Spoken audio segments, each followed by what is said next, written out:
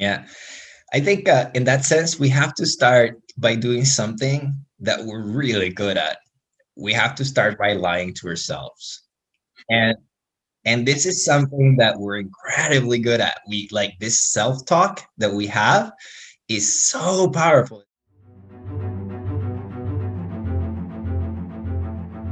Hello, everyone, and welcome to the On the Ball podcast, where we have curious conversation about life, career, spirituality, and anything in between. My name is Eniko Toth, a civil engineer turned world traveler, public speaker, trainer, and Toastmasters champion. My goal is to bring you inspirational topics and people that can help you find your own definition of success. When you are ready, it is time to be on the ball.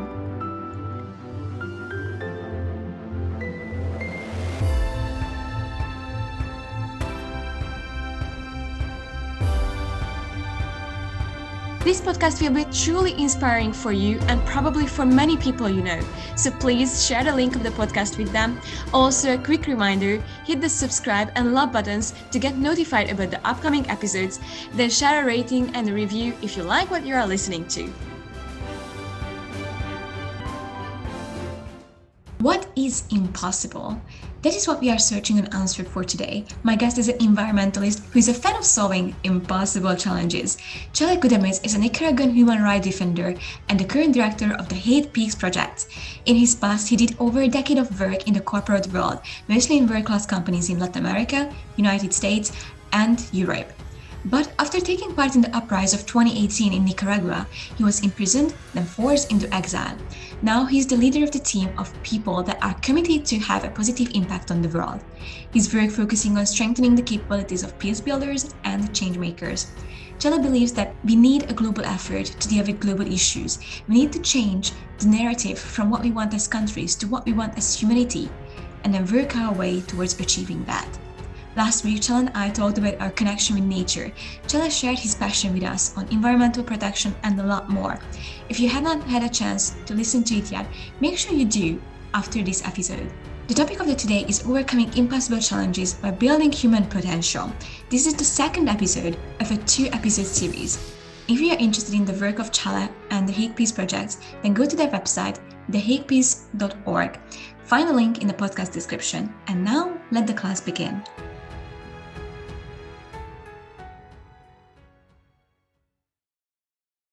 Welcome back to the On the Ball podcast, where our guest is Chale Guadamuz, the Nicaraguan environmentalist who is the current director of the Hague Peace Project. Before you got into exile, you were in prison, and we can read all these bibliographies of Nelson Mandela and many other people that have been imprisoned and how they survived it, what their mindset was, and how strong they truly were. What was a turning point in your time in there? Yeah. So that's for me it was just I just touched base. No, so I got to prison and really quick I was out of it. So I just got the taste of experiencing it for a very short time, and that after that after I left into exile, we still have political prisoners in Nicaragua that were put in prison also almost by the time that I was put in prison. We're talking about 2.5 years ago. They're still there, and for me is understanding how difficult it was for me for a short time only gives me an idea of the power and the courage that these people that are still there have, because they're still holding. Like when we talk to them, their answer is, we're holding here, keep on doing your work, we're going to free the country, we're going to wait here as long as we need to wait to make this happen. Just it's not like don't worry about us, because like obviously you're in jail, so you want people to like worry about you and ideally like take you out of jail as soon as possible.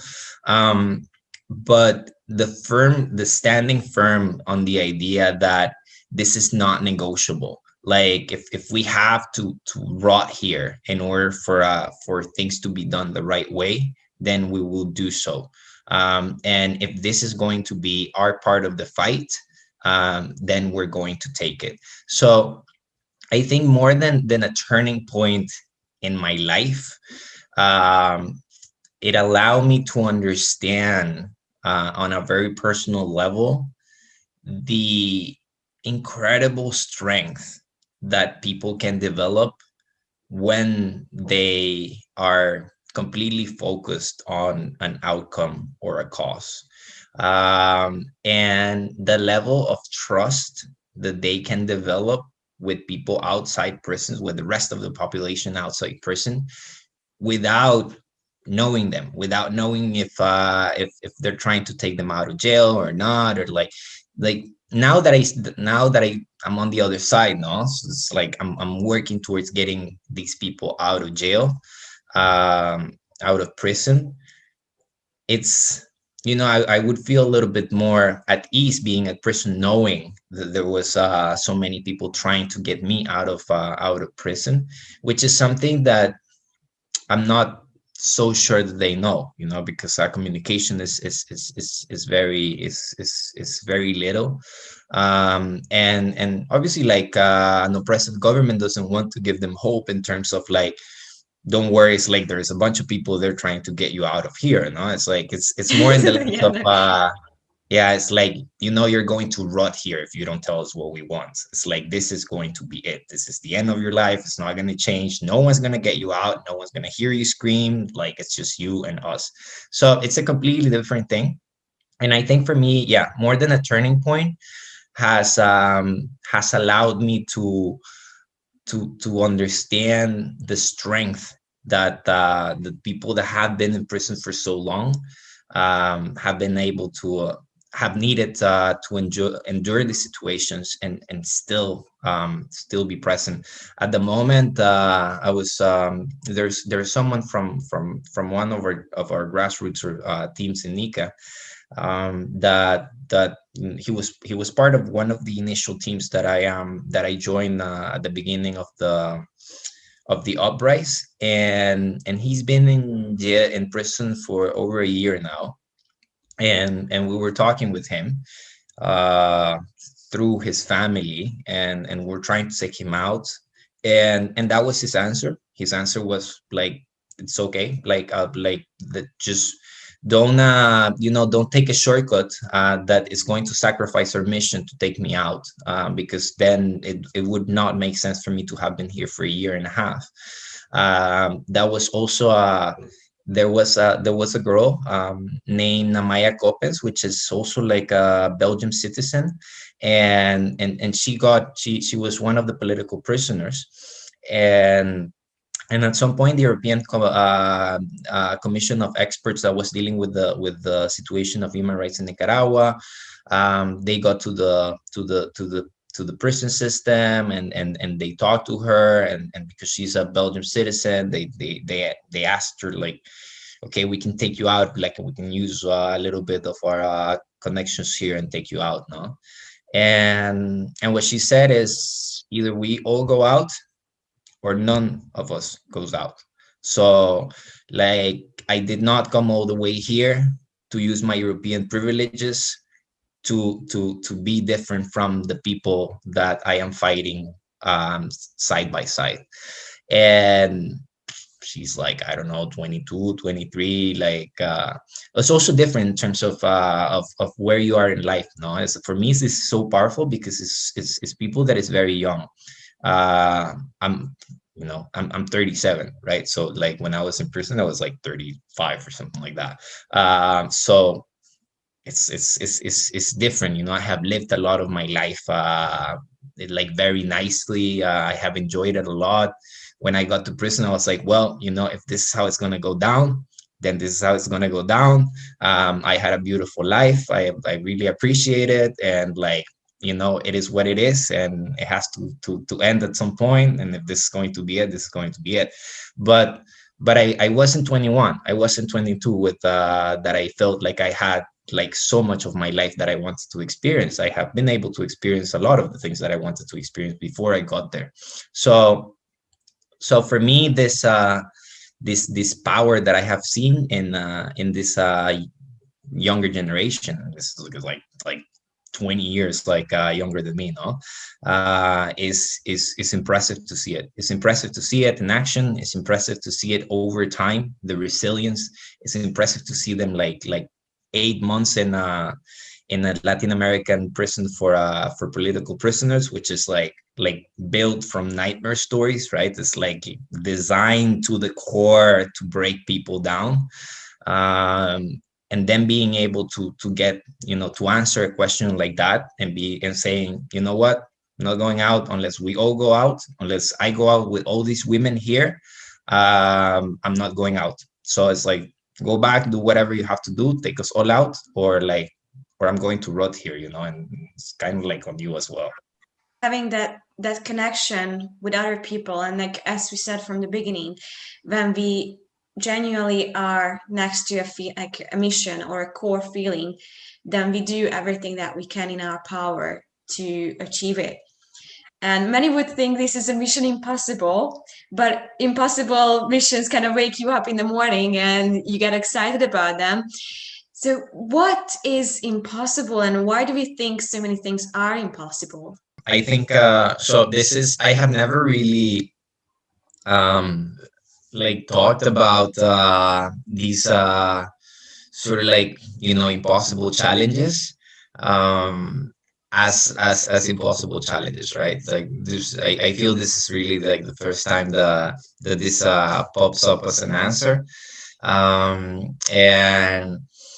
I think it's nice to tackle these ideas of things that are insanely difficult to achieve. Um, but it's like people climb the freaking Everest, no? So it's if you put your mind together and you make sure you don't die on the way, most likely you'll be able to do it. These are all assumptions, right? Yeah, for me, impossible is whatever we feel to be such a great challenge that we get discouraged to try to achieve it. So for me, impossible is in our minds. No, it's whatever we consider that we want to do, and then we're like, no, it's like we're not going to be able to do this. At that moment, something becomes impossible for me. So going from there, I think the idea of waking up in the morning to deal with these impossible scenarios is this idea of something seems just impossible to tackle until you break it into small pieces. And this is really where when I joined the Hague Peace Projects, I come from a long career of project management, actually, and then I had never been involved in peace work until very recently. But when I joined and I was like, okay, so what we're doing here is projects. It's a Hague Peace Project, so these guys are doing projects. Like, I can do projects. Like, I've been like massively trained on doing projects. I'm pretty good at doing projects. I think I can, like, if this is the format that we're using, like, we can crack it. And in terms of projects, it's like, if you know how to do projects, like, it doesn't really matter how big they are. It's just a matter of dividing it into digestible chunks and being able to keep up the pace and being able to be innovative and knowing, like, when you hit a barrier that you need to change it. So it's more a matter of understanding the issue and to also, there is another aspect to it that is super important, that I feel is super important, and it's that we don't feel that this is so, and I don't understand why. Like, we see our lives as being very linear, so it's like you start from a point and it's like we feel it's going to sort of like keep on going in that line. And the truth is life is not like that. Like, probably if you see in your life, Eniko, and you look 2 years into the past, and you consider the possibilities of 2 years into the future, I'm going to be having like like, I'm going to be in Amsterdam having a podcast with this Nika dude.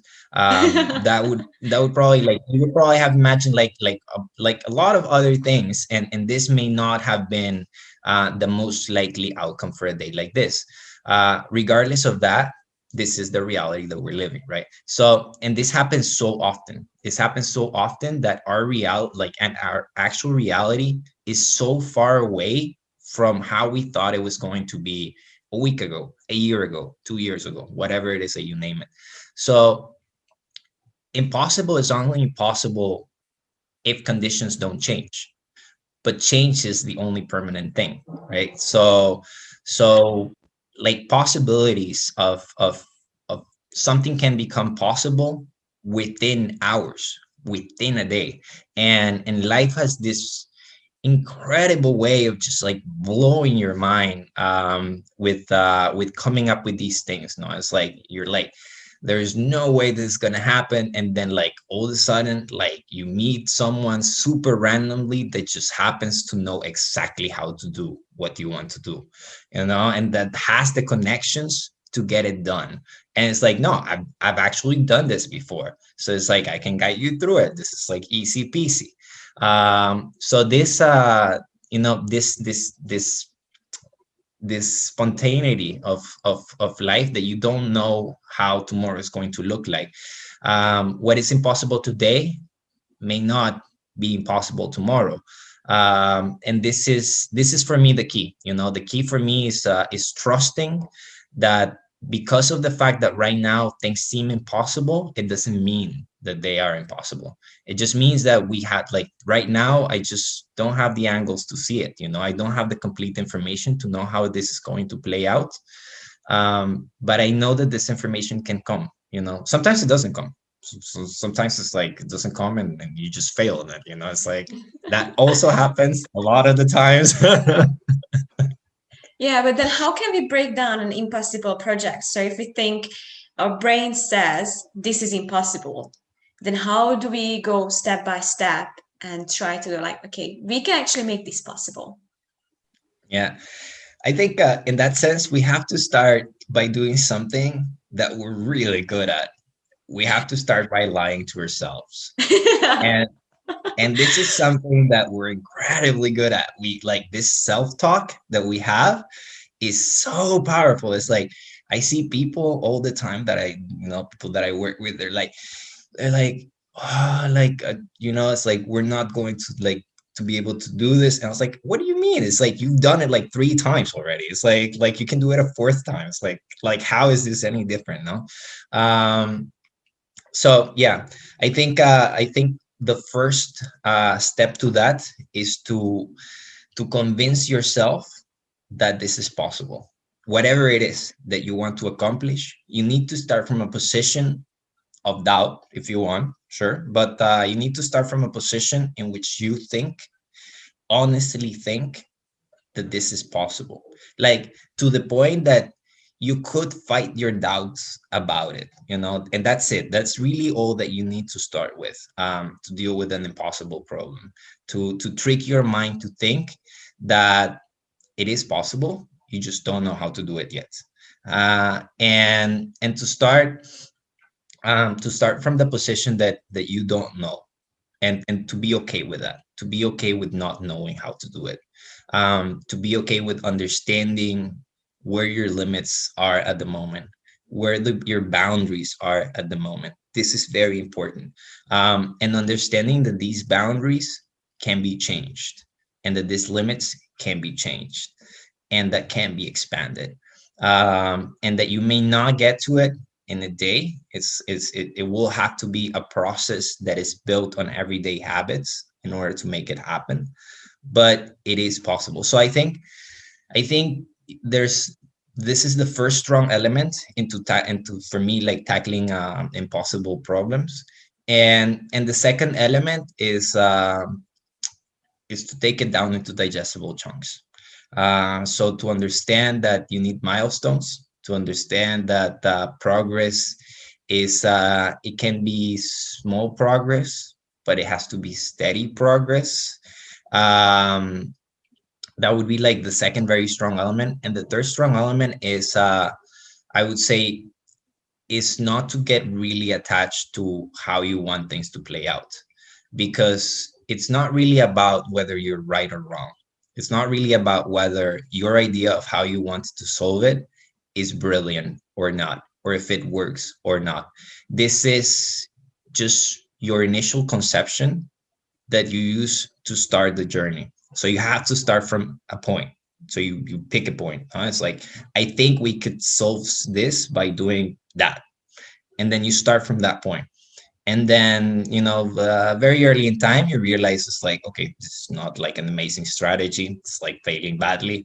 um and then just not be attached to it, not be attached to like, this is the way I imagine it has to be this way, it has to play this way. But rather like, okay, this is like not really working. There's like some elements of it that are working, there's some other elements that are not working. Let's reassess the direction we're going. Let's see what we have accomplished so far, and what do we need to change. What element do we need to take out, to put in order for us to be able to tackle the next barrier. Because that's the other thing, that it's a continuously dynamic environment. So you never have the same challenge at the beginning that you have at the end. You have a myriad of small challenges that something that you've been doing at the first time, but the first part of the project may not work anymore after a certain time. And you need to be fine with it. It's like, you need to be fine with making mistakes. I'm really fine with me. Like I'm almost 40. I've been making mistakes for most of my life. Like, I'm super fine with that. It's like, it does, like, it's like, you don't even like, I'm just like, well, that didn't go well. It's like, let's try it again next time. And that's it. If you have these three elements, I think you will get very amazed of what can become possible, and the things that you can achieve that seem like, for me, it's like the being able to end up working with a team of motivated people, like highly skilled people, like a full team here in The Hague, City of Peace and Justice, while doing this as a refugee. It was like 3 years ago, I was happy for someone to open the door for me, because I was this random refugee dude just like knocking at the International Criminal Court being like, we need help. And they're like, who are you? um so so yeah, going from that point, from point A to point B, has to do a lot with that. Has to do a lot with putting it into digestible chunks. It's like, okay, I cannot achieve this right now, so what can I achieve? And then from there, it's like, maybe we have a little bit of a better overview, and then we can reassess things, and maybe we have other opportunities that we didn't have. We'll see. It's a lot of wait and see, I think, in life, because we cannot predict the future now. So we're just like, Yeah. we're waiting and see if they play out nice or not. And how did you make people actually listen then? Like, when you were knocking on those doors and they were like, who are you? What made them get started to listen to you? Well, maybe I would say persistence. Like, if you knock enough, they're going to be like, good Lord, can someone talk to that guy, please? So they just stops knocking on the door. But I think most of all, it was, I think people got more than a little bit inspired by the will, um that I shared with the people of my country, to change. And and we're talking about a very specific crowd, no, which is the crowd that already works in the field of peace, which is not the most difficult crowd to address these things. No, it's like, the difficult crowd to address is really the person that, like, doesn't really care a lot about these things, and it's like super comfortable in their house, right? And it's like just consuming things at a level that, like, world is being destroyed because of it, and they couldn't care less. Those are the tricky ones, really. Like, the ones that work in peace at some point, I feel that they have been working in this so much, and it's been such a difficult struggle, then that when they see someone else that comes and it's like, I think that what you guys are doing is super important, because we need it. Like, we are in the struggle, and we actually need what you guys are doing. So getting that little of positive feedback about the importance of the work from someone that comes from a point from a country of conflict.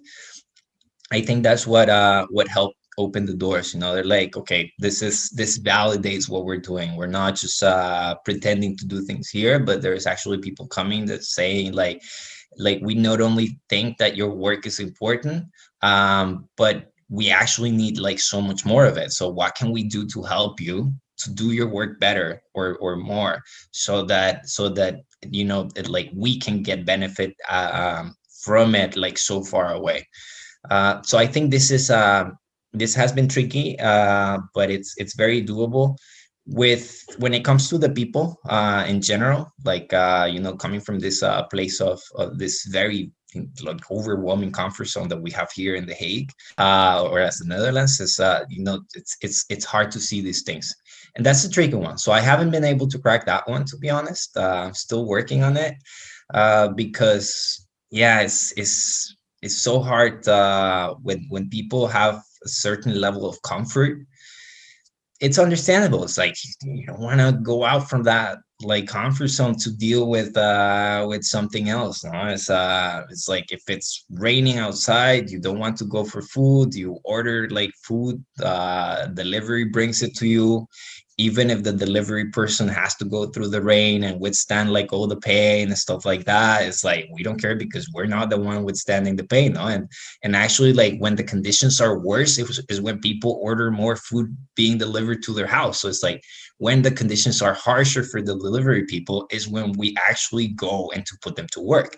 And yeah, it's rough, but this is the way that we do things. No, so this is harder. This is harder to tackle because on the other side, there is always someone that will be willing to shut someone so that they can plant a cacao tree so that they can sell chocolate to someone in Europe. No, and that's it. It's the way it's gonna. As long as there is someone buying the chocolate here, that is some sort of like blood chocolate or something like that, there will be someone that will trade this for money.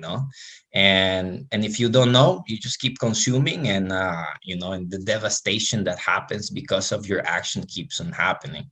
And this is really hard for to get into people's mindsets, because people don't want to talk about it. Like we don't want to talk about, like, it's the same thing with meat. It's like if you get in a conversation with when people is eating meat and you tell them like I cannot like candy coat this pill, like on like this is I can tell you like how this is like like you eating meat and us being locked down and the COVID restrictions are side by side. I'm sorry to tell you, it's like there is no way around it. It's like having half of the Amazonian burn in the past like 5 years has to do with the piece of meat that you're eating right now.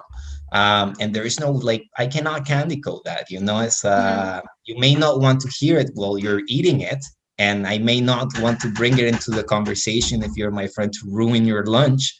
But the truth is that it is like that.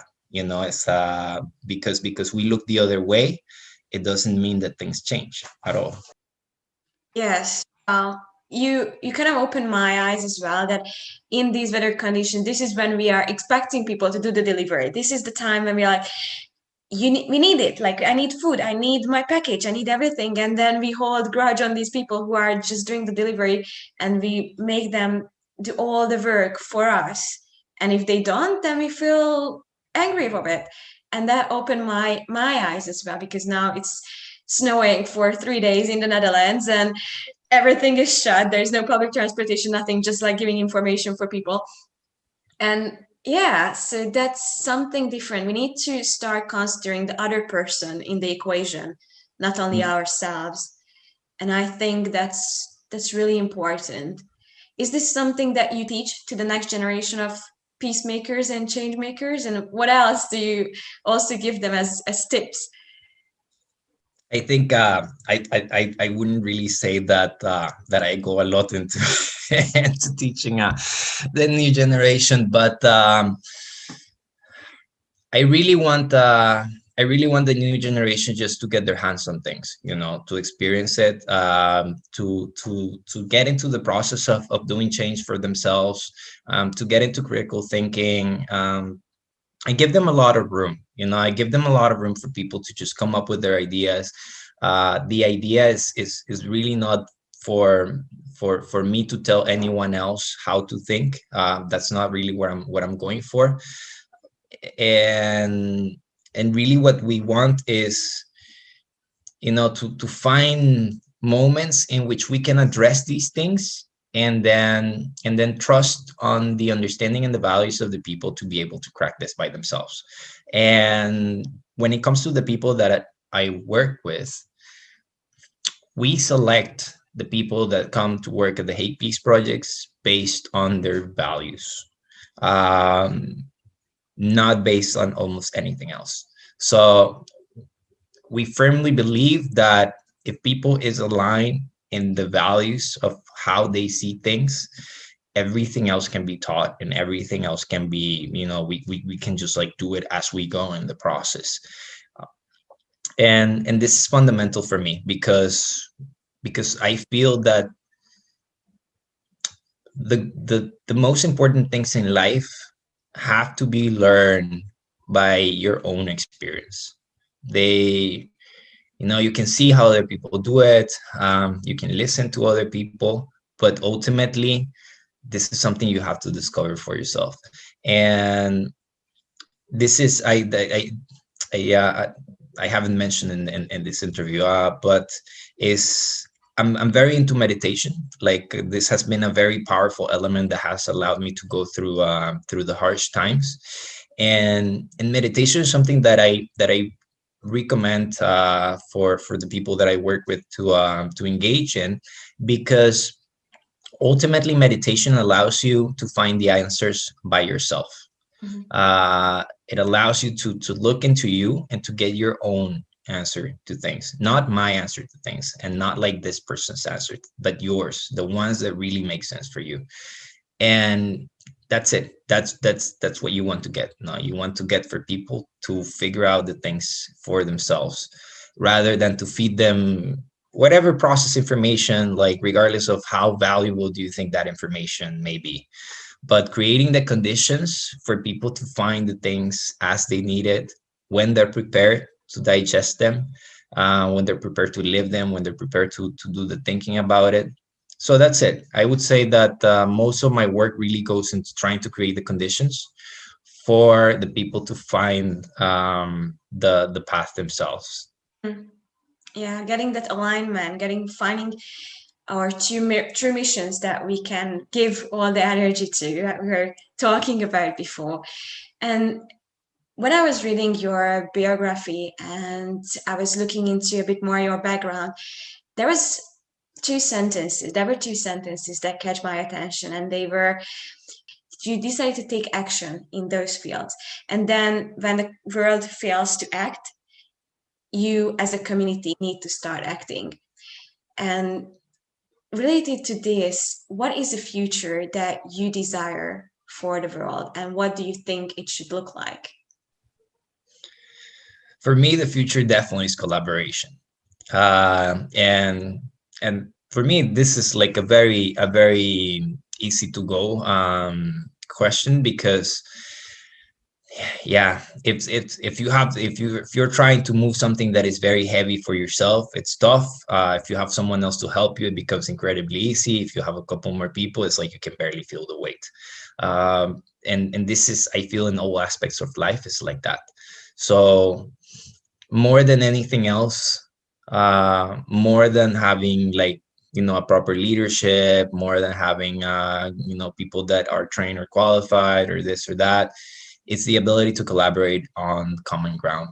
If we can have that, if we can develop that, if we can have this shared consciousness within a group, rather than one mind leading the other ones, then you can harness immense power. Then really what you can do, it changes completely what you can do. And this is for me the key. This is the one element that that makes the impossible possible. Like collaboration really makes something that is unattainable to be, really just around the corner. Yeah, community working together, making the possible, like impossible possible. That's one of the most important messages. And going back to that, what is your next impossible mission then? You are still, of course, working on this field, but do you have anything Yeah. lined up? So my I have a cousin that lives with me in the Netherlands, and he made a joke that is that seems to be painfully accurate. And he says migrating within Latin America is like changing rooms on the Titanic. So yeah, it's when it comes to, we have a lot of work to do in the case of Nicaragua for sure. We have a lot of work to do in the case of Latin America. Um, I think Latin America is a very united community in terms of culture and language and sort of like roots and history, and like history of dictators and so on. So there's quite some work to be done there. In my past years and working for the Hague Peace Projects, I've also, like other scenarios have opened to me of places that are having an even rougher time than what we're having. And starting from the conception that if you manage to develop models that work on one situation, there may be elements of that model that you can use to contribute to another situation. Also based on the idea that of this dictator's manual, no, that there is a lot of shared elements that come from oppressive regimes that have to do with corruption and this and that. So because there are common elements, there are also like common solutions to these things. And now we have a lot of success cases that we can go back into and look for a little bit of light of how to do things in the future. Um, Honestly, I would not like to spend the rest of my life in peace work, and I would really like to go back to environment as soon as possible. I One of the things that I really wanted to do when I joined the Hague Peace Project was to open an environmental branch. Um, we were not at the moment ready for it. We're still not ready for it, so it's still in the pipeline. But this is something that truly passionates me. I think that if we could get to the point that people could develop the connection with nature that we were talking about at the beginning, there is a lot of structural issues in the psyche of societies that would just be fixed, would just change. A lot of these issues are leading to massive problems that are these impossible problems that we have, like inequality, poverty, forced migration, like you name it. No, the list goes on and on and on and on. So my passion is really to go back to environment, specifically in the part of research. I really want to dive deeper into our relationship with nature and how does this look in a practical way, as the connection between sentient beings rather than the connection to nature as a resource. I think there is a lot of potential there. We have tools now that we didn't have 10, 15 years ago. Um, yeah, if you can have a Google translate almost like any language on the planet, I'm sure that soon enough we can have, like, you can translate dogs or something like that. It would be nice to communicate with dogs, for example. So I think there is like a lot of potential in the future, and in our integration as humans with the rest of the ecosystem that we are part of, and understanding this. And I would love to be a part of this. This is I feel this is my true calling in life. But for the time being, I don't have a specific date on when this will start. So I'm just like crossing fingers for that to happen soon. Um, and in the moment, yeah, just being fully engaged in what I do, trying to get it right, trying to find the way to get it right rather than to get it right. No, and Yeah. learning from it. and learning from it. I'm learning so much. I'm learning so much from the people that I work with the people that I talk, like in conversations like this. Is I cannot tell you how valuable this has been for my personal growth in the past 2 3 years that I've been engaged in peace work. So it has its rough days. It burns people a lot, it's a difficult topic to deal with. If you're struggling with emotional problems, this may not be the job that you want to take. But if you're willing to take the heat, I think there's a lot of progress that can be done. Definitely. And there's huge potential with the Hague Peace Project and all the thing like with the environmental movement. I think that is definitely needed for this world. So leading up to our final questions, I have a few sets of questions that I ask most of the people. The very first one is, what is your definition of success? My definition of success is to be able to find happiness in your everyday, being able to be satisfied at the end of the day with the day that you have lived. For me, my definition of success is being able to drink a coffee and enjoy the coffee, is to be able to, you know, take a 1 hour and a half train ride to somewhere and be able to enjoy that 1.5 hour ride instead of trying to find things to divert my attention from what's going on.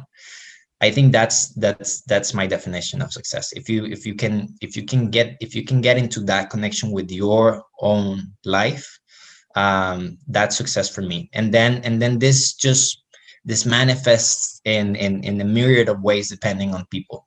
So success can be, yeah, like having a family or like good relationship or like being well off or whatever, you name it. No, for me, this is just a manifestation of it. But the true success for me is getting to the end of the day and feeling blessed, feeling that regardless of the hardships that you have had to endure, this life that you were given is still something that you get to enjoy.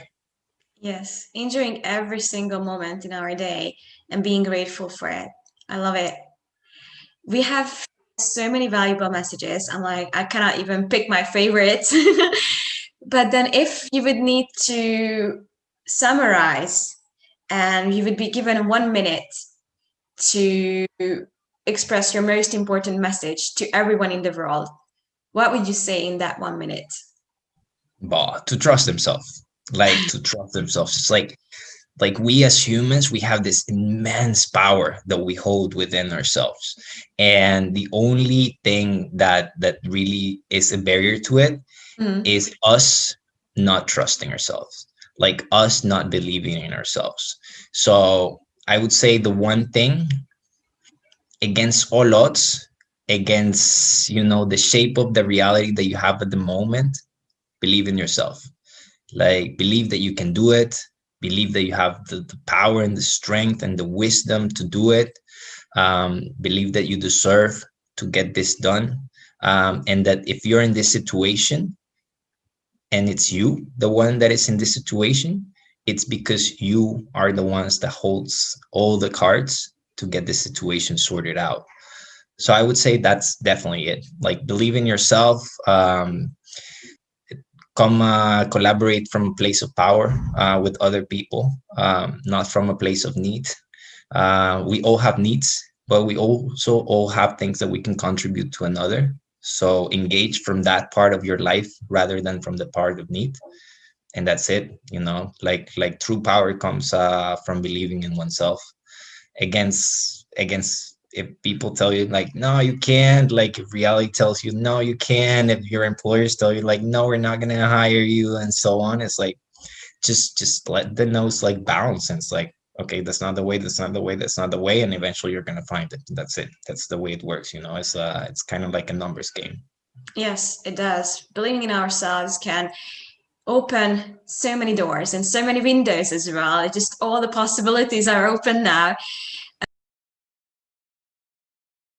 We have been talking about indigenous people, the nature, and I've told you about my mission of bringing back ancient wisdoms.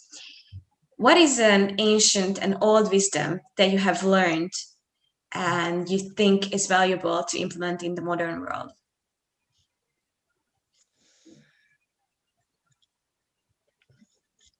I think when it comes to ancient wisdom and what you can implement into it is this idea of that we're standing on the shoulder of giants.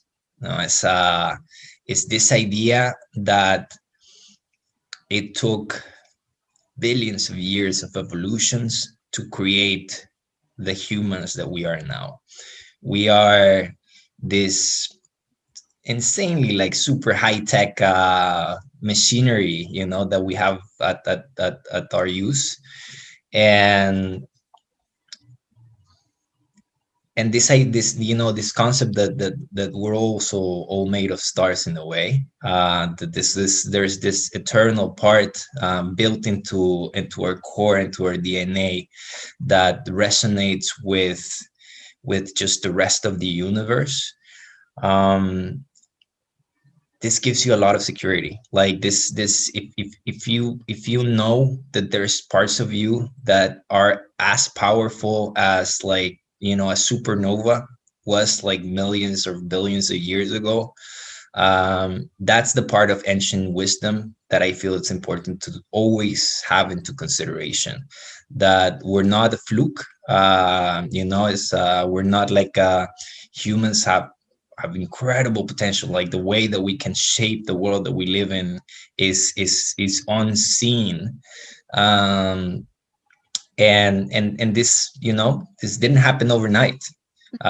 Nature put a lot of work into it, and it's betting a lot on us. Right now it's losing the bet badly.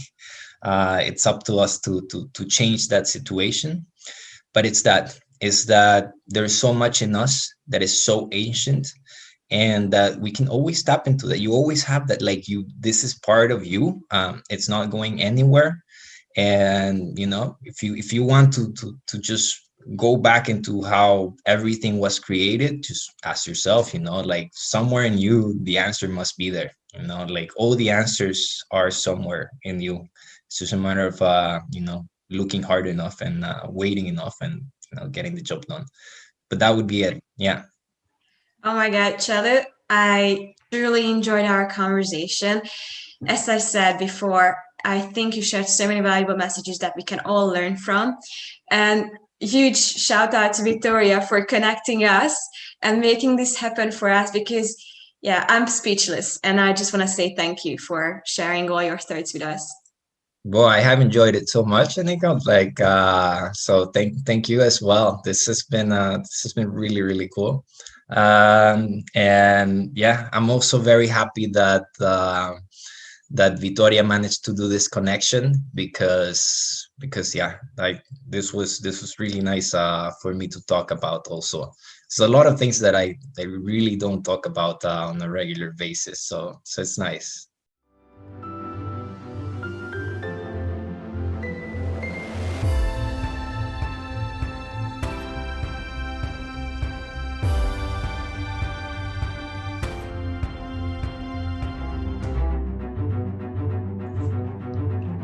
These 2 hours just flew by with Chale. I found so many valuable messages that really spoke to me. If you have not listened to the previous episode where the two of us talk about environmental protection, then make sure that you do so right now. You will not regret it, I'm sure. And what was your favorite take on this episode? I would love to hear that on your comments. If you would like to check out Chale's work with the Hague Peace Projects, go to thehaguepeace.org and read more about their impressive efforts. Also, if you have any questions to me, feel free to send me a message on social media.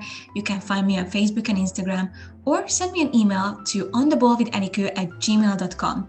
If you have a guest suggestion or would like to hear from a specific expert on a specific topic, share that with me as well, and I will do my very best to fulfill your suggestions. If you found this episode motivating, make sure that you share it with others and text this to your friend right now who you think would be inspired by this story. The best way to live a happy and fulfilled life is to serve others. So share this episode with people you care about. It has no cost, but will elevate them and make their lives even better. If this is your first time here, click that love and subscribe buttons and make sure that you leave a rating and review. I would love to hear your thoughts and feedback on how this message lifted you up, brought you a change into your life. I would also love to hear your own definition of success. I'm so grateful for your support, sending love and great health to you all. And now it is time for you to be on the ball.